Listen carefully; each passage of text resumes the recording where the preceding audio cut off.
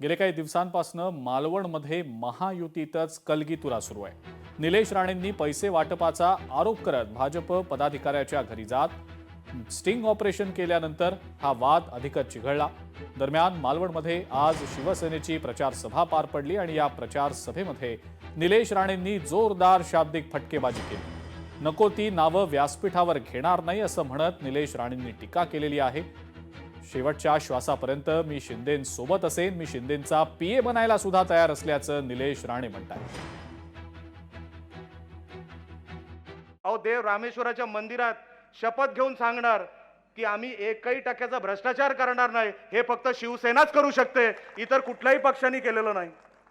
इतर कुठलाही पक्ष करायचं धाडस देखील करणार नाही, ते शिवसेनेने केलं। असे निष्कलंक उमेदवार आम्ही उतरवलेले आहेत। पण टीका कोणावर होते? माझ्यावर होते, ती होऊ दे।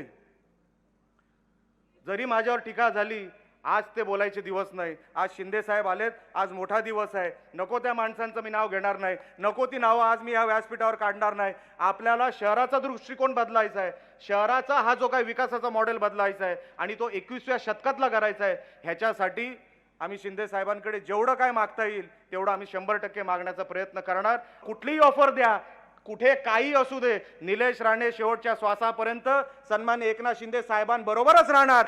उद्या काही जरी नाही मिळालं, कुठेही नाही, जरी कुठे काय मी गेलो, घरात जरी बसलो, मी तर पत्रकारांना पण सांगितलं की साहेब जर कुठे पीए कमी पडत असेल ना, तर मी साहेबांचा पीए बनायलाही तयार आहे। लक्षात ठेवा, त्याच्यात कमीपणा नाही। निलेश राणे मागच्या 10 वर्षामध्ये कुठेतरी फेकला गेला होता, कोणी किंमत देत नव्हतं। आणि 10 वर्षानंतर